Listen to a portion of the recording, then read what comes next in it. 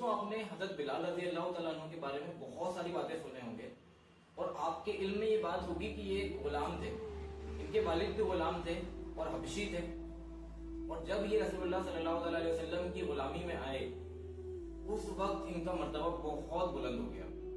آج جانتے ہیں ان سے جڑے ایک اور واقعے کو جس کو سن کر کے آپ کا ایمان تازہ ہو جائے گا۔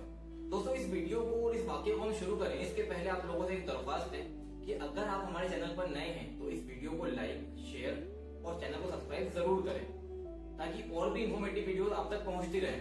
تو چلیے شروع کرتے ہیں اس واقعے کو۔ حضرت بلال حبشی رضی اللہ تعالیٰ عنہ ایک ایسے صحابی تھے جو ایمان لانے کے پہلے ایک غلام تھے، اور جب انہوں نے ایمان لے کر آئے تو ان کے اوپر میں ان کے مالک نے بہت ظلم کیا، اور وہ کہتا تھا کہ ایمان سے پھر جا تو میں تجھے چھوڑ دوں گا، پر یہ کہتے تھے احد احد، یہ ایمان سے نہیں پھرے۔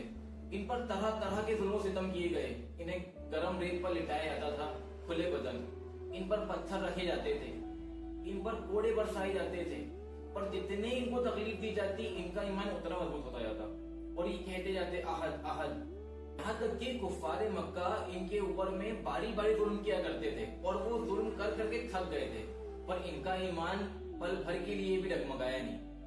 یہ ایسے صحابی ہیں جنہیں حضرت ابوبکر صدیق رضی اللہ تعالیٰ عنہ نے آزاد کروائے اور پھر یہ نبی کی خدمت میں حاضر ہو گئے، اور آج تک ان کے تذکرے اتنے بلند ہیں۔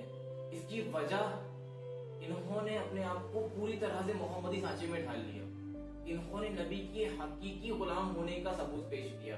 آئیے جانتے ہیں ان سے جڑے ایک واقعے کے بارے میں جو ایک بہت مشہور واقعہ ہے۔ جب ہمارے نبی صلی اللہ تعالیٰ علیہ وسلم اس دنیا سے پردہ کر لیے، وہ دن پیر کا دن تھا۔ اس دن ہمارے نبی کی پردہ کرنے کے بعد جیسے ہی نماز کا وقت قریب آیا تو حضرت بلال رضی اللہ تعالیٰ عنہ ایک انصاری عورت کے گھر پر چڑھے اور اذان پکارنے لگے۔ جیسے ہی انہوں نے اذان کے یہ الفاظ پڑھے اشہد ان محمد رسول اللہ، تو ان کی آنکھوں سے آنسو آ گئے اور وہ زاروں قطار رونے لگے۔ وہ مختصر اذان مکمل کیے اور نیچے آ گئے اور کہنے لگے کہ اب نبی نہیں ہے تو میں اذان بھی نہیں دوں گا، اور انہوں نے قسم کھا لی کہ آج میں قسم کھا لیتا ہوں کہ میں آج کے بعد اذان نہیں دوں گا۔ جس نبی کو دیکھ کر کے میں اذان دیا کرتا تھا آج وہ نبی نہیں ہے تو میں اذان بھی نہیں دوں گا۔ جب ان کا مدینے کے اندر میں رہنا مشکل ہو گیا تو وہ جہاد میں چلے گئے ملک شام۔ 6 مہینہ وہاں سے لوٹے نہیں، 6 مہینے کا وقت ہو گیا وہ لوٹے ہی نہیں مدینہ۔ جب 6 مہینے مکمل ہو گئے تو ہمارے نبی صلی اللہ تعالیٰ علیہ وسلم خواب میں آئے، اور سوچ کر دیکھیے لاکھوں صحابہ نکلے تھے جہاد میں، کسی کے بارے میں ہمیں سننے میں نہیں آیا کہ رسول اللہ صلی اللہ تعالیٰ علیہ وسلم خواب میں آئے ہوں۔ اور حضرت بلال، یہ ان کی غلامی کا نتیجہ ہے کہ نبی کی غلامی کو ایسے اختیار کیے تھے جو آج کے وقت میں ہم سبھی کے لیے ایک آئیڈیل چیز ہے۔ ہمارے نبی صلی اللہ تعالیٰ علیہ وسلم حضرت بلال رضی اللہ تعالیٰ عنہ کے خواب میں آئے اور ہمارے نبی کہتے ہیں بلال یہ کیا بے وفائی ہے، تم نے تو ہمارے شہر آنا ہی چھوڑ دیا۔ اتنے لاکھوں صحابہ نکلے ہیں جہاد میں پر کسی کے خواب میں نہیں آئے ہمارے نبی۔ حضرت بلال کے خواب میں آتے ہیں اور کہتے ہیں کہ یہ کیا بے وفائی ہے، آپ نے تو آنا ہی چھوڑ دیا، آپ نے تو ملنا ہی چھوڑ دیا۔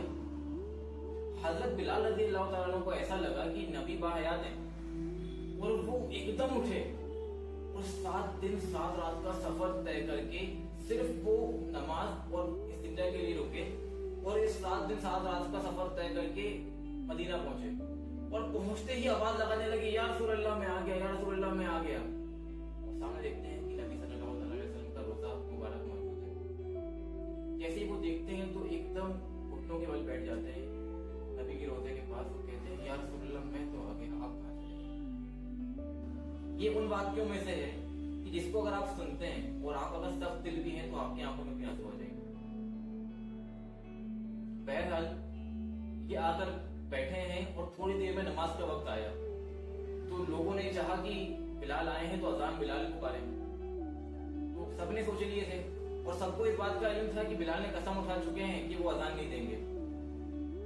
اب تمام لوگوں نے مل کر کے مشورہ کرے اور حضرت حسن رضی اللہ تعالیٰ عنہ اور حضرت حسین رضی اللہ تعالیٰ عنہ کو بلائے۔ اس وقت ان کی عمر 6 سال اور 7 سال تھی۔ ان کو بلائے اور ان سے کہے کہ آپ کہو، یہ آپ کی بات نہیں ڈالیں گے۔ حضرت حسن رضی اللہ تعالیٰ عنہ اور حضرت حسین رضی اللہ تعالیٰ عنہ آتے ہیں اور کہتے ہیں چچا آپ سے ایک بات کرنی ہے۔ وہ کہتے ہیں بچوں تم پہ تو جان قربان ہے، بولو کیا بات ہے۔ حضرت حسن रज़ी अल्लाह ताला अन्हु और हज़रत हुसैन रज़ी अल्लाह ताला अन्हु कहते हैं कि चाचा, आप हमारे नाना के लिए अजान दिया करते थे, आज हमारे लिए भी अजान दे दीजिए। बिलाल रज़ी अल्लाह ताला अन्हु कहते हैं, बच्चों तुम पे तो जान भी कुर्बान है, मैंने ये कसम उठाया था कि अजान नहीं दूंगा, पर आज तुम्हारे लिए वो कसम को तोड़ता हूँ, मैं अजान दूंगा।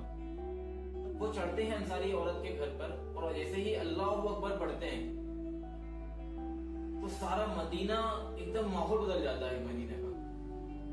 आदमी तो आदमी, औरतें भी घरों से बाहर आ जाती हैं कि बिलाल की आवाज है, बिलाल आ गए हैं, और पूरा नबूवत के दौर का माहौल याद आ जाता है और ऐसा लगता है कि नबूवत का दौर ही चल रहा है।